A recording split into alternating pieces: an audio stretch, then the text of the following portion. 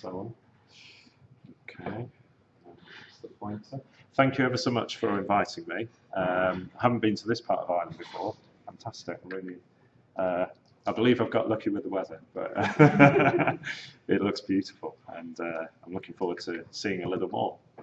Okay, so you notice I've put in brackets, I hope. I mean, I don't think any of us can pretend to have solved all of the issues around that you've heard very nicely described by the previous speakers. They've described the landscape. I'm going to show as a sort of researcher. I've been on a bit of a journey as a researcher, worked a bit on the institutional side as well, so I'll give you an idea of that. I'll hopefully give a few examples that show some of the work that's possible, but also some of the issues that you're going to encounter. And hopefully that's of some use and interest to people. So I'm based now in the Department of Health Sciences at the University of Leicester. I've kind of been touring different faculty. I was actually a research astrophysicist for about 20 years. I remember giving seminars at UCD in Dublin, and I still, if I've ever got any time, I try and still do a bit of this. So this is introducing me, and I did used to look a lot more like that. I had a lot more hair as well. Traveling around the place, you know, like so many researchers, working in small teams, very internationally dispersed, but rather small collaborations. Typically, you would go out, use a facility, maybe tweak that facility for your own research in some way. And look after the research yourself. You know, you'd come back from the telescope, or you'd take some data from a satellite, combine it maybe with some follow-up. That was maybe how you got time on a large telescope. These kind of facilities, that's Australia, Anglo-Australian telescope.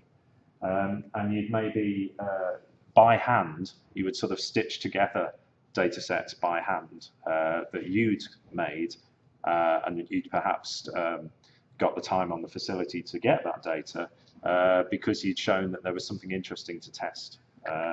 And in order to do that, you needed to be able to access the existing data. And so I became more and more involved in astronomy this is me now. In how do you stitch together? So there's something called the virtual observatory in astronomy, which is all about bringing together very different, actually, kinds of experimental data, everything from X-ray data sets to optical. And you can see here, this image shows a spiral galaxy. It's Andromeda, actually. And then overlaying on a grayscale image, a sort of optical image of the galaxy, various catalogs from infrared, X-rays. And you start to pick out patterns, you can start to actually make new samples and do new science. So I'm sort of a researcher who's convinced of the benefits of data sharing because I've seen it work in practice and I've seen the benefits that can bring. But it ain't easy, and you've already heard some of the issues around data sharing and the requirements on researchers. Researchers are so busy doing this stuff, I kind of don't really want to keep being nagged to behave properly and comply. But of course, if they're being funded through the public purse, there is a certain obligation on them, perhaps you might argue, to be better. And I'm not going to give lots and lots of slides because obviously you've heard some already about the benefits of data sharing. But I think if there's one sort of report, there are many reports written in this area. If there's one I'd recommend in particular, it's this 2012 Science as an Open Enterprise, and the link is there. And Jeffrey Bolton is the lead author. And he says some pretty strong stuff that researchers are sort of, really? Science has been sleepwalking into a crisis of replicability and the credibility of science. In other words, the very first journal, scientific journals, were very clear that the underlying methodology should be described. Well, most researchers just don't do that in their papers. They describe methodology and unique bits and pieces. And, if there's a good referee for that paper, they will hopefully be persuaded to describe it in a reasonable degree of detail. But that's a long way, especially with the advances in software tools and so on, that's a long way from being reproducible, from actually being able to reuse and repurpose the kind of data they're producing. So there is a long way to go, but we shouldn't be naive and pretend that it's just a matter of telling researchers they've got to do it and then it will happen. There's a lot of work involved, but I hope you'll see there's a lot less work involved if you build this in from the beginning. Here's one more example before I go into my examples of this stuff working in a big way. Now, this is a big project. This is Hubble Space Telescope, and this is publication statistics. And what you see in this graph is that since 1991, by the time you get to 2010, the numbers of papers, so that's what's measured on this graph, is basically there are more papers now written through researchers reusing the original data than the original papers which won time on the facility, which is the sort of blue area here. So that's the number of regular people win time to do a project, they publish their science. There are now more papers written reusing that data that they took. Now this is relatively straightforward if you've got very large, very well-funded facilities such as this. It becomes more difficult if you're asking every individual researcher. Most of us work in much smaller teams. We don't necessarily work in big data science areas. And this really highlights that point. This is the long tail of research. You know, Martin gave a really good overview earlier from DCC of the frameworks around open science, especially in the H2020 context. But we shouldn't forget that even in life sciences, you know, especially physics, astrophysics, these areas that people say, oh, they're already doing this. Well, they are in the big facilities and the big projects, but actually there is a long tail of researchers in all of those fields.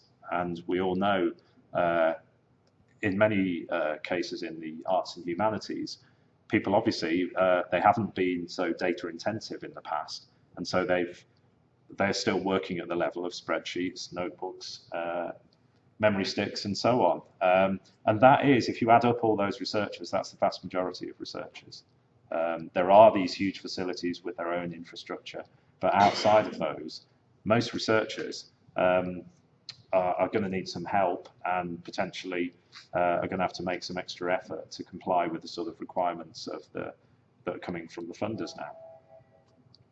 Okay, so let's look at some attempts at addressing this landscape that I've been involved with at Leicester. This was probably the earliest one in terms of, this is a project called Halogen, which is a really nice, it's one of these lovely ones where you get a really nice acronym that works really well. And you can see incredibly interesting stuff. This is all about linking archaeological data, place name data, surname data, and linking that to patrilineal DNA. So in other words, in a nutshell, through this kind of research, and little bits of this were going on obviously across through individual collaborations, not just between different Leicester researchers, obviously this is international research, but there was a kind of core range of people in Leicester who were working in these different areas and wanted to bring some of this data together. And it's really nice. You can effectively, by going back just 2 generations, getting a sort of saliva sample from a male and then looking at the surname 2 generations previously, you can start to show that surnames are quite strongly localized within different regions, in this case of the UK. But there's all sorts of interesting things, and then you've probably seen in the news over the last few years, there's a lot of reassessment and new understanding really of the peopling of, in this case, Britain, and how people have moved and over time, and it's not necessarily quite the folklore that we've all heard growing up. But it's similar, but different. And so this is a really good example of combining very different kinds of data. And this project really was all about building an infrastructure that could be reused in all sorts of other different research areas. So we brought that kind of combining the expertise in astronomy, say, combining different kinds of data. We try to apply that so that a central database infrastructure could be used by these other researchers in different areas. And this screenshot here is just a particular interface to this based on English place names. The British Museum, who are one of the partners, they now have their own interface to this so that you can look at archaeological finds and sort of map them geographically. And then obviously, as I say, linked to place names and so on. So this was quite a sort of institutionally focused project in some ways, because I, as a researcher, was very aware that you can't expect every different research group or every different researcher to keep reinventing this stuff themselves. They're always going to need to do individual, and I'll defend the rights of researchers, they're going to need to do their own thing to some degree. They're going to need to apply their specialist knowledge at the cutting edge of what they do. But asking them to rewrite and learn how to build databases individually in every case is sort of really inefficient, and we shouldn't be expecting everyone to become an IT expert or a database expert. So we tried to build this based on sort of virtual machine technology, build a database stack that people could use and reuse, and it's based on open source software, so researchers can tweak it. And you'll hear really this is a thread running through the rest of my talk. The other examples I'll show are all variations on this kind of theme. And so it's an attempt to provide a scalable research data management infrastructure, and therefore make it easier for services in the university and the institution to be more relevant, to provide reasonable, helpful support, maintenance, not telling them, here's a solution, you should use this.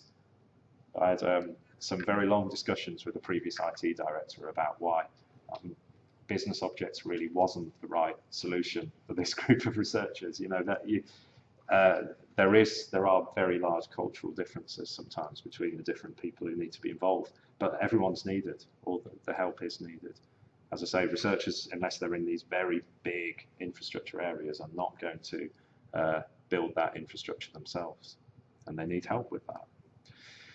So I think that's moved on. Oh, one thing I skipped over was we tried to demonstrate the utility of a data management plan and the fact that it evolves from the beginning. And that importantly, requirements analysis is iterative. There's sometimes an approach from, I don't know, Prince 2 qualified project managers to say, right, here's the project, you do the requirements analysis at the beginning, all done, great, we'll go, we'll go and build that for you now. Well, you know, that just isn't how research is, and it isn't how researchers work. They are much more iterative, and it might be the second or third meeting before they've got an idea about what they really see. They've sort of churned in their heads and thought about what's on offer, and they've got to something useful. This seems to have, there we go. I'll move on to some other research examples in a minute, but here's an idea of the sort of benefits. And I mention this not just because these are real benefits of working in this way, but these are the kind of boxes that you want to tick in funding applications these days to the EU and to any other funder, I think. They're all moving in the same direction as far as an open science agenda. So these are the clear benefits: new research opportunities, this access to national resources. The British Museum just didn't have a good interface to its portable antiquities scheme. It's now much improved by reusing what we did for the Halogen project. And so on and so forth, same for the key to English place names.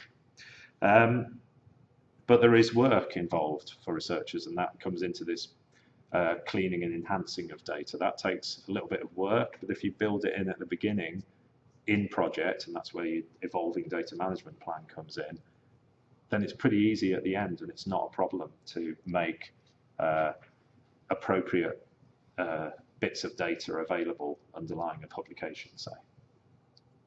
And ideally, and I think what we showed over time, is that you can increase productivity of all the different researchers involved because they've got a common database to call upon. or they can tweak it for something else they want to do. And I've mentioned the challenges around ingesting data in a way that there's sufficient information to be meaningfully reused and interoperable. I've mentioned the cultural differences.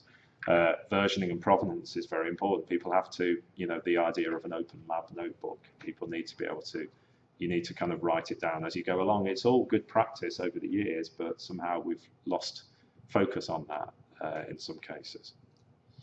And then there is always a wide range of choice around software tools, infrastructure, and so on. And I've already mentioned the requirements, potentially. Maybe requirements is not such a good word, but hopefully you can motivate people that it's worth making the effort.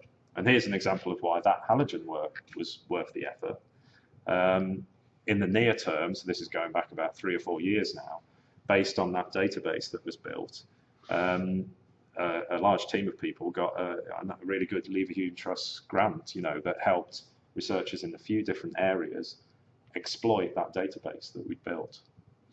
And that's, I don't want to overreach here, but that did help enable, I'm having trouble with my pointer. There we go. I mean, obviously, we can't claim that, therefore, that led to the Richard III discovery in Leicester. But it's actually the same core team of people that came together.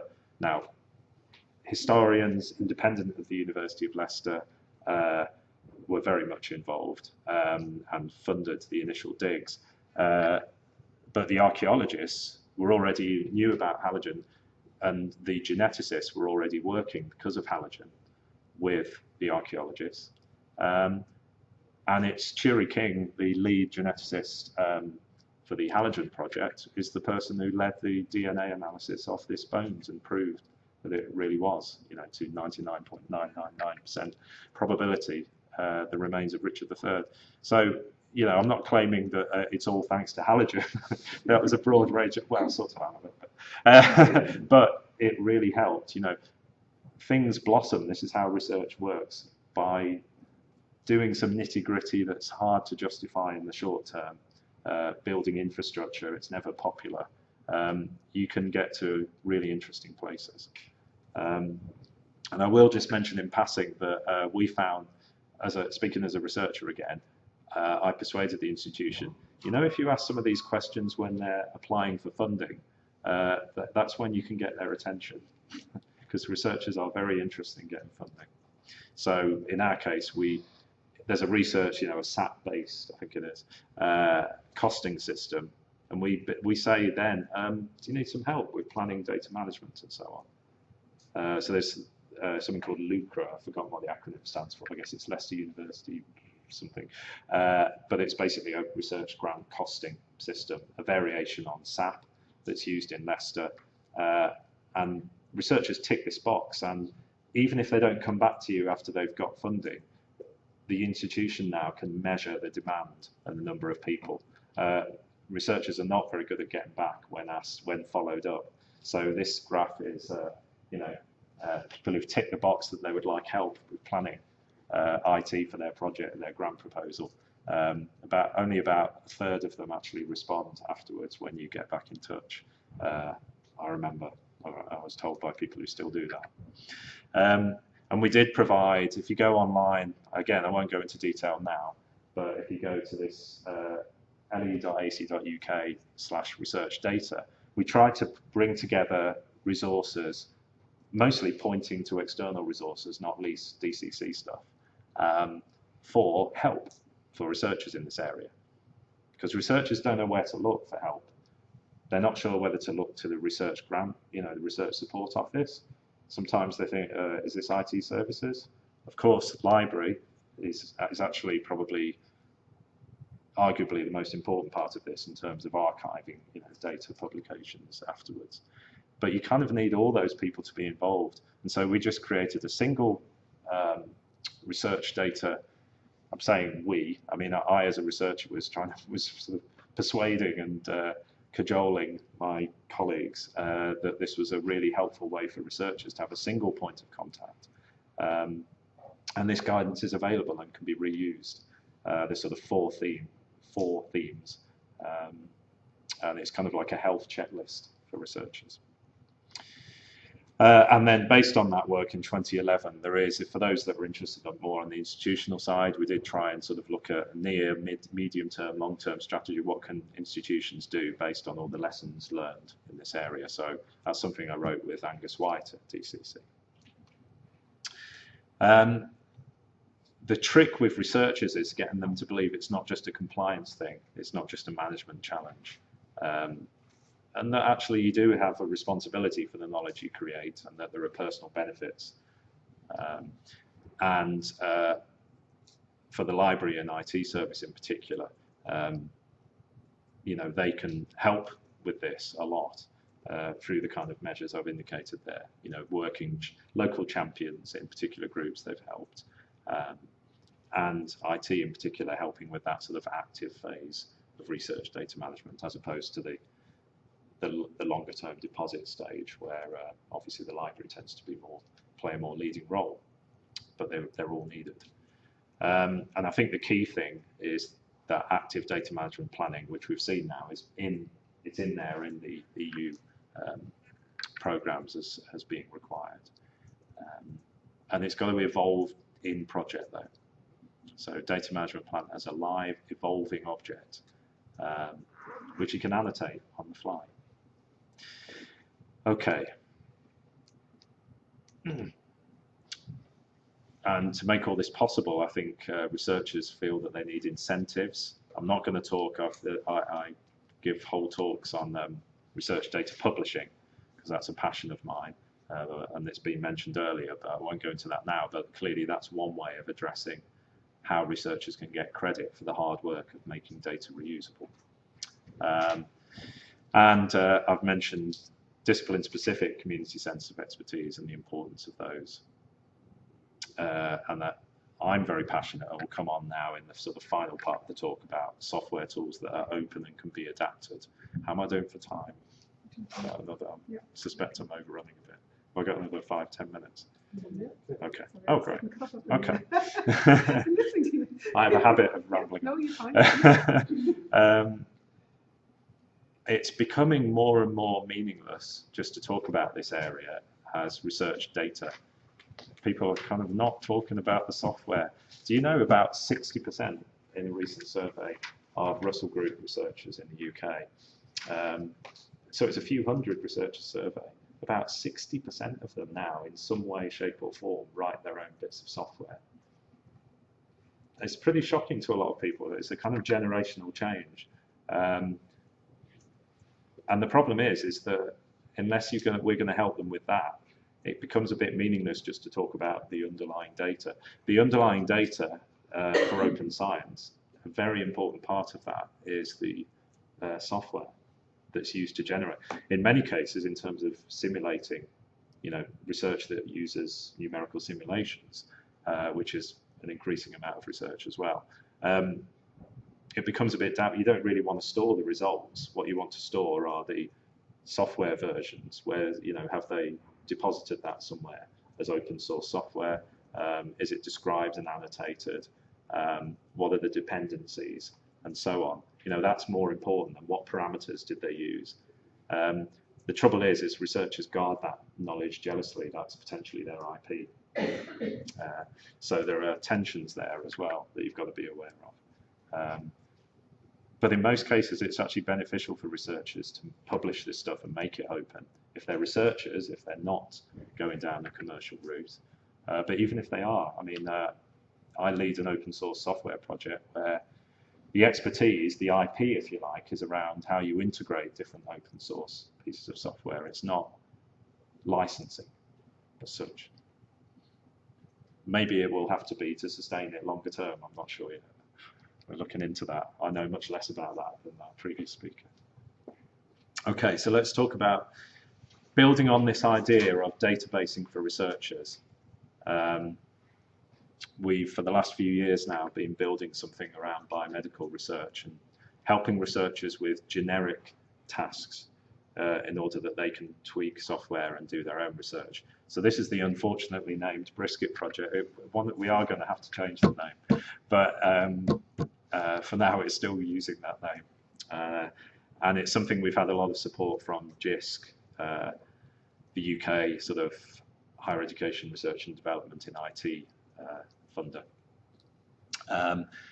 And it's really an idea of developing software potentially on the cloud that can be reused and redeployed by researchers. And it's really applying that very well-known gap in biomedical research between research and healthcare. Effectively, that it's very hard to get the benefits of research in biomedical research to the bedside and actually benefiting patients.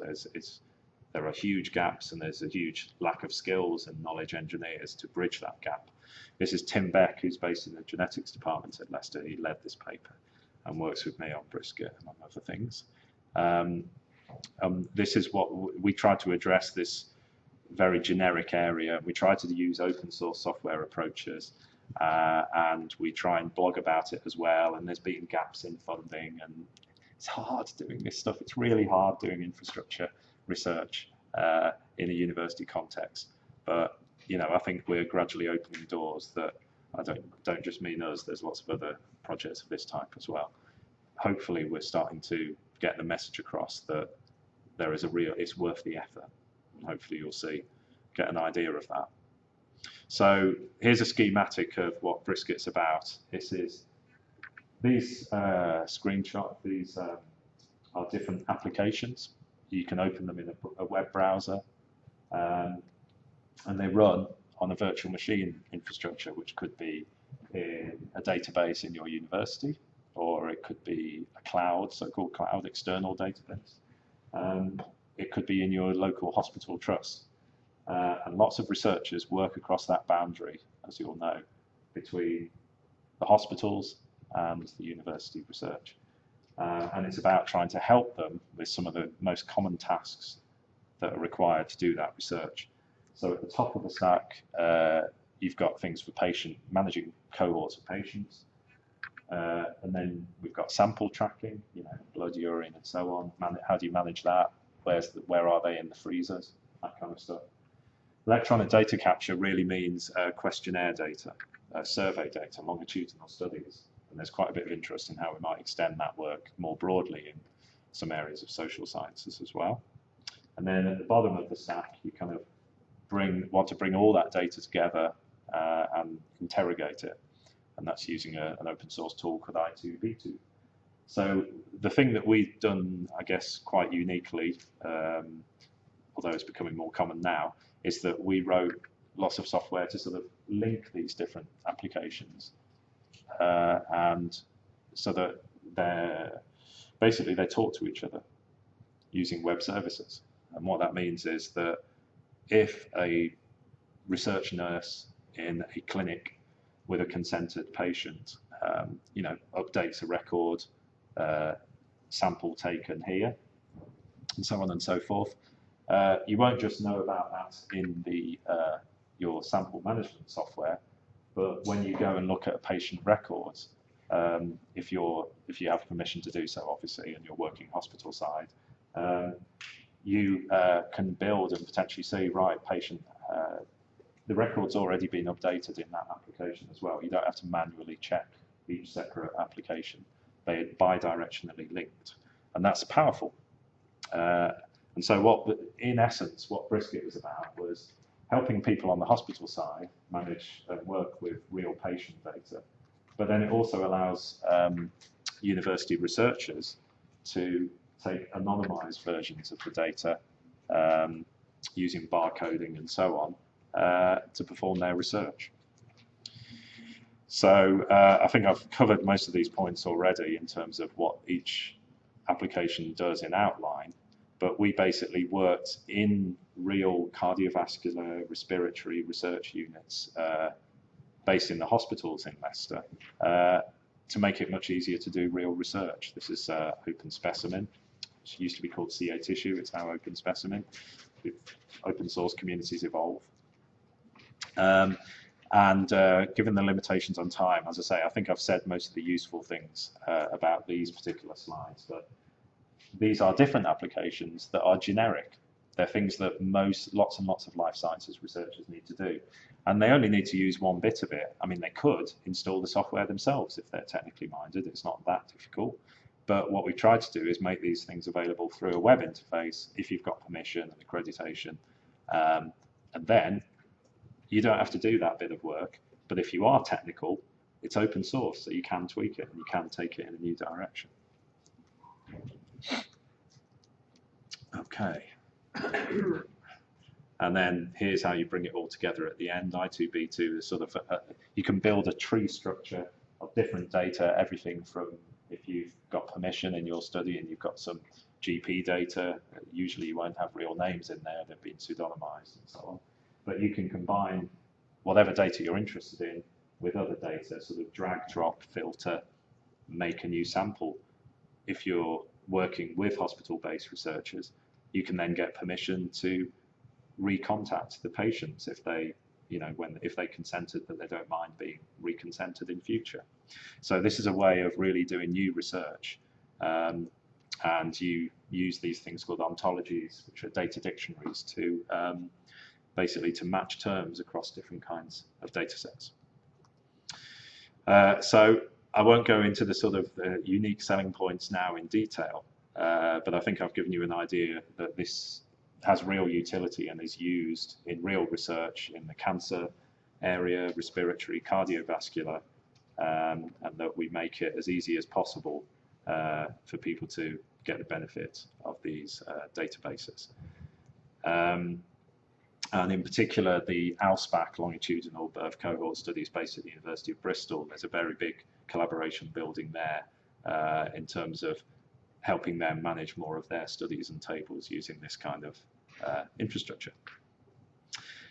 And then if people are interested on the slides afterwards, realizing I'm running short of time, there is some links here to that whole area of research software sustainability, which I won't say anything more about now, but I believe is very, very important to support this kind of work. And open health data is a way of, the sort of end point of all of that is that you can potentially publish data sets about this kind of research. Not the sensitive stuff, of course. If it's patient-sensitive data, there is still a very high value in publishing a short data paper that describes the data, how it was collected, what the access criteria are if you want to reuse that data. How can you get permission as a researcher to work with that data set, even if it's not publicly available? So we work on a journal called Open Health Data that's a way of tackling that area. And by the way, relatively low APC. I have no financial interest in it, but it's I am editor-in-chief. It's I want to help researchers, and it's £100 or less to publish in that journal, and you get all the citations and so on. So last one is a couple of slides, which I'll do much more briefly, on aerosol science, because this is really a new way, working with a funded NERC, that's Natural Environmental Research Council, Knowledge Exchange Fellow Josh, and he actually has to kind of try and commercialize some of this stuff we're doing. So this is using Brisket to combine aerosol aerosol air pollution data with health data, particularly in the respiratory biomedical research unit. And we all know the importance of air pollution. It's becoming more and more important and better understood. Particulates are better and better measured now. Leicester is one of these places that does quite a lot of work on this. And there's a whole area, this whole fellowship was partly funded. I'm co-supervisor of Josh in this area because Brisket was a way of, and that methodology of building in help in data management in project, as well as just how you publish it at the end. This has enabled this whole area of research now into, and this becomes of more and more interest commercially as well. So Technology Strategy Board, which is now Innovate UK, sort of, I guess, equivalent to Enterprise Ireland, or at least similar in some ways. This is an area where they want to help combine different kinds of data, both for the economic case, and lots of small and medium enterprises can make use of this kind of, they want to get this kind of university research output, and combine it and potentially produce products and so on. And so in this case, we're bringing together lots of these different stakeholders, lots of different kinds of data sets, Public Health England and so on. NERC is interested in all of those, and we want to combine the data and potentially look at market and systems feasibility. Now we're talking Horizons 2020 language as well. This ticks lots of boxes in that area too. Integration of new technology and data streams. And what we're working towards is what kind of system could link state-of-the-art particulates data with this state-of-the-art health data, and Brisket being a sort of key way to integrate those data sets. We have things like hackathons about once a year or so, where people really try and do something new in this area, and then whatever looks like it might work perhaps then becomes a work stream over the following months.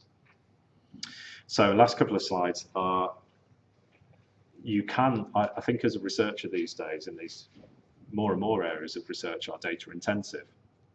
You can't do it all in-house.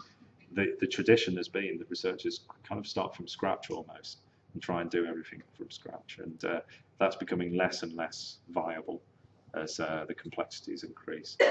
But we can't, most disciplines don't have their own dedicated subject data centers of expertise, you know, like there are some out there, but most researchers don't have those. So this is where the institutions can really help.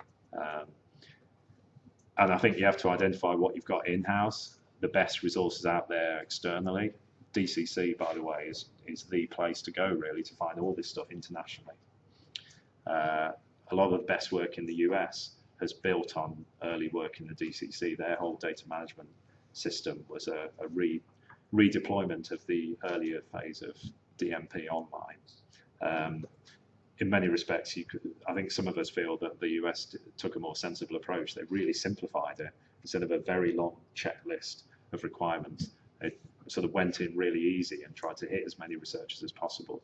And arguably, that may be a better way to go sometimes with this stuff. Certainly, the more recent versions from the DCC are just as usable and easy to use these days. And you can change them for your institution. But it is as much cultural as technical. And I think that's quite well known to help people. But I would argue it is worth it, and funders are paying attention. And it's worth it for researchers to increase the trustworthiness and value of their data sets. And they will get the benefits. You get more citations.